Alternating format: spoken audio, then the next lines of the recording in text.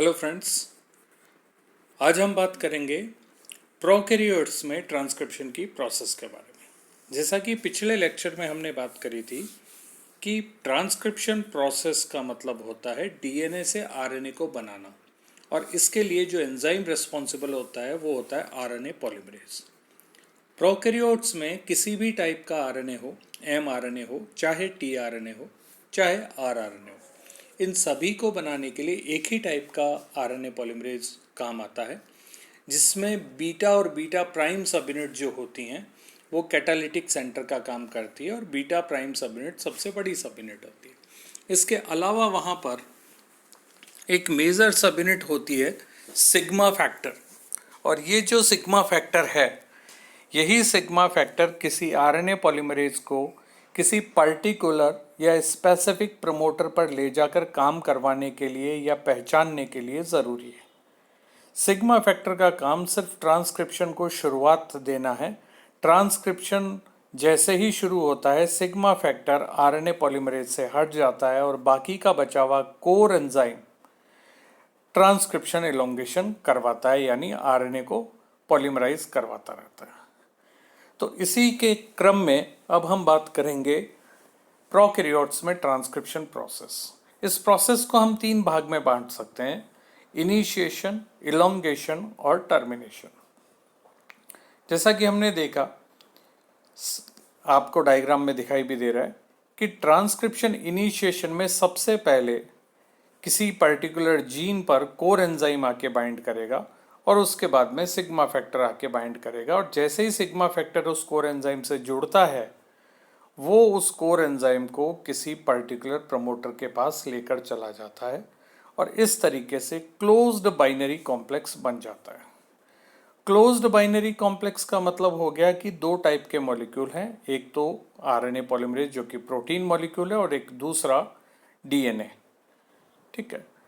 जैसे ही ये closed binary complex पर पहुंचता है, आरएनए पॉलीमरेज उस प्रमोटर रीजन के अनवाइंडिंग डोमेन को ओपन कर देता है, और इस वजह से डीएनए की दोनों स्ट्रैंड, सेंस और एंटीसेंस स्ट्रैंड को अलग अलग कर देता है, और उस हिस्से में ट्रांसक्रिप्शन बबल बन जाता है। इसको हम बोलते हैं ओपन बाइनरी कॉम्प्लेक्स। अब ओपन बाइनरी कॉम्प्लेक्स बनने के बाद में धीरे धीरे छोटे छोटे आरएनए वहाँ पर बनने शुरू होते हैं। इन आरएनए का जो साइज होगा वो 10 RNTP से ज़्यादा का इनका साइज नहीं होता। 7 से 8 RNTP का साइज का एक आरएनए बनता है, और वो रिलीज हो जाता है, गिर जाता है। फिर 7 से 8 का बनता है और रिलीज हो जाता है। ये काम तब तक चलता रहता है जब तक सिग्मा फैक्टर कोर एंजाइम के साथ एसोसिएटेड रहता है। क्यों? क्योंकि सिग्मा फैक्टर कोर एंजाइम यानी आरएनए पॉलीमरेज कोर एंजाइम को प्रमोटर से आगे मूव नहीं करने देता। क्यों नहीं करने देता? क्योंकि वो तब तक प्रमोटर को पहचान नहीं पा रहा होता है। जैसे ही वो प्रमोटर को अच्छे से पहचान लेता है, प्रमोटर की सीक्वेंस को केमिकली इंटरेक्ट करके पहचान लेता है, वो वहाँ से रिलीव हो जाता है, और रिलीव होते ही ये जो अबॉर्टिव ट्रांसक्रिप्शन हो रहा था, मतलब छोटे छोटे आरएनए बन बन के वापस रिलीव हो रहे थे, वो हट रहे थे, वो हटना बंद होते हैं, और एक लंबा आरएनए बनना शुरू होता है, और उसी के साथ ही हम इलोंगेशन प्रोसेस में एंटर करते हैं। तो ये जो तीसरा स्टेप था, सबसे पहले हमने जैसे देखा, आप यहाँ पे देख पा रहे हो, closed binary complex, then formation of open binary complex, then the formation of ternary complex। ternary complex में आप देख पा रहे हैं एक डीएनए मॉलिक्यूल है, एक आरएनए मॉलिक्यूल है, चाहे वो छोटा ही हो, चाहे वो अबोर्ट होने वाला हो, लेकिन बन तो रहा है, एक अलग टाइप का केमिकल बन रहा है, और तीसरा आरएनए पॉलीमरेज। इलोंगेशन में अब हम आगे बात करते हैं कि जैसे ही RNA polymerase holo enzyme DNA के साथ मूव करता है, और सिग्मा फैक्टर इसके साथ में जब तक रहता है, तब तक ये क्लोज्ड बाइनरी कॉम्प्लेक्स बनाता है और ओपन बाइनरी कॉम्प्लेक्स बनाता है। जैसे ही सिग्मा फैक्टर हटेगा, अबॉर्टिव ट्रांसक्रिप्शन रुक जाएगा और इलोंगेशन में प्रोसीड कर जाएगा। और उसी के साथ इलोंगेशन में आरएनए पॉलीमरेज के साथ में, आरएनए पॉलीमरेज कोर एंजाइम के साथ में, ध्यान रखिए इलोंगेशन में सिग्मा फैक्टर हट जाता है, तो अब हम आरएनए पॉलीमरेज होलो एंजाइम नहीं कहेंगे, रादर हम कहेंगे आरएनए पॉलीमरेज कोर एंजाइम। उस आरएनए पॉलीमरेज कोर एंजाइम के साथ कुछ इलोंगेशन फैक्टर्स जुड़ जाते हैं जिनका नाम है GRA, GREB। और जैसे जैसे ये आगे मूव करता चला जाता है, डीएनए में, जीन में आगे की तरफ पॉजिटिव सुपरकोइल्स आने शुरू हो जाते हैं और इन पॉजिटिव सुपरकोइल्स के चलते कोर एंजाइम अकेला ट्रांसक्रिप्शन नहीं कर पाता। कब तक नहीं कर पाता? जब तक ये पॉजिटिव सुपरकोइल्स रिमूव नहीं करवा दिए जाते, रेक्टिफाई नहीं करवा दिए जाते। और इसका काम कौन करता है? गायरेज।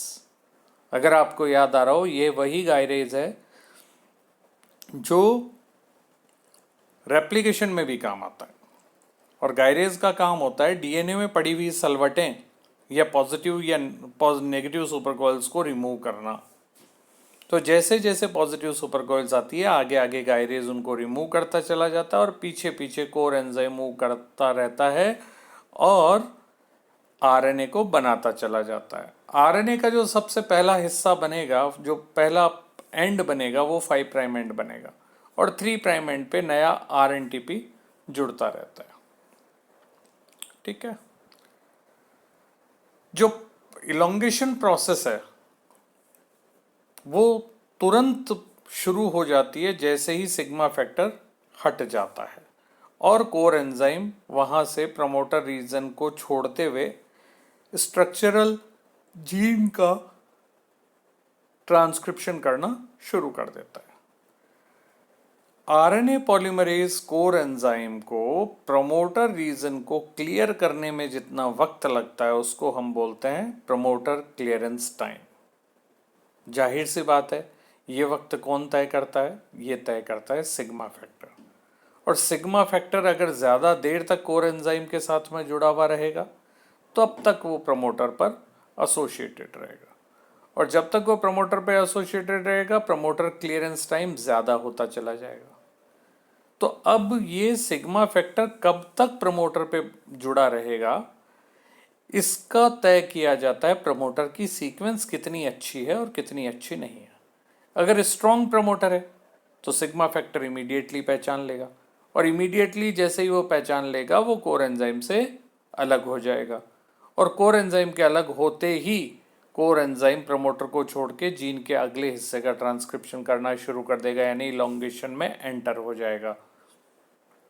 तो ये जो प्रोसेस है, हम ये इस प्रोसेस से ये बात समझ सकते हैं कि अगर किसी प्रमोटर का सीक्वेंस स्ट्रॉन्ग है, उस प्रमोटर के लिए प्रमोटर क्लियरेंस टाइम उतना ही कम लगेगा, और अगर कोई प्रमोटर सीक्वेंस पुअर है तो सिग्मा फैक्टर उस सीक्वेंस को कुछ ऐसे एहसास करता है कि हाँ ये देखा देखा सा सीक्वेंस लग रहा है, जाना पहचाना सा है, इसमें उसको थोड़ा वक्त लग जाता है। और जब उसको वक्त लग जाता है तो वो कोर एंजाइम को पीछा नहीं छोड़ता और कोर एंजाइम को प्रमोटर पे ही पकड़े रखता है, और प्रमोटर क्लियरेंस टाइम वहाँ पर ज़्यादा हो जाएगा।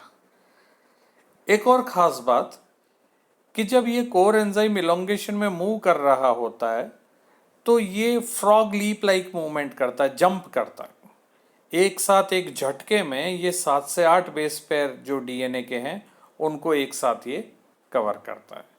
इसका ये जो जर्की मूवमेंट है, इस जर्की मूवमेंट के थ्रू ही ट्रांसक्रिप्शन पॉसिबल हो सकता है। तो तीसरा हिस्सा जो हम पढ़ने वाले हैं वो है ट्रांसक्रिप्शन। ट्रांसक्रिप्शन में आरएनए पॉलीमरेज कुछ सर्टेन स्पेसिफिक डीएनए सीक्वेंस पर हल्का सा पॉज लेता है और उस पॉज लेते ही ट्रांसक्रिप्शन टर्मिनेट हो जाता है।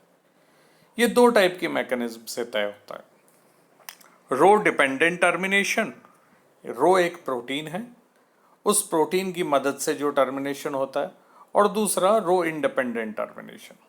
जो रो डिपेंडेंट टर्मिनेशन है उसमें क्या होता है कि जो रो प्रोटीन है वो इलोंगेटिंग आरएनए पर बाइंड करता है, वो एक हेक्सामर होता है, और 5 प्राइम टू 3 प्राइम डायरेक्शन में अपने एटीपीएज एक्टिविटी के थ्रू मूव करता है। और जैसे ही वो मूव करते करते किसी पर्टिकुलर ट्रांसक्रिप्शन टर्मिनेटर साइट पर आरएनए पॉलीमरेज कोर एंजाइम को कैच करता है, वैसे ही वो आरएनए पॉलीमरेज कोर एंजाइम में कन्फॉर्मेशनल यानी उसके स्ट्रक्चर में कुछ ऐसे बदलाव करता है जिसकी वजह से उसकी पकड़ ढीली हो जाती है और अपनी एटीपीएज एक्टिविटी से आरएनए और डीएनए के बीच के जो हाइड्रोजन बॉन्ड है उनको तोड़ देता है। और तोड़ते ही डीएनए, आरएनए और आरएनए पॉलीमरेज कोर एंजाइम सभी अलग अलग हो जाते हैं। तो इस तरीके की जो ट्रांसक्रिप्शन टर्मिनेशन प्रोसेस है ये तकरीबन ई कोलाई के आधे जीन्स में देखी गई है। तकरीबन 5000 के आसपास ई कोलाई में जीन होते हैं, तो आप रफ आइडिया ले लें कि दो से 2500 जीन में इस टाइप का सिचुएशन रहेगा। दूसरा जो प्रोसेस है वो है रो इंडिपेंडेंट ट्रांसक्रिप्शन टर्मिनेशन। इस प्रोसेस में कोई भी रो या कोई दूसरा स्पेसिफिक प्रोटीन इसमें इन्वॉल्व नहीं होता। रादर जो आरएनए है उस आरएनए में ही जब उसका जीन का मैसेज कंप्लीट होता है तो उसमें एक सीक्वेंस डेवलप होती है, सी और जी रिच सीक्वेंस एक इंटरवल पे आती है और इसके बाद में इमीडिएटली बाद में एक पॉली यू सीक्वेंस आती है।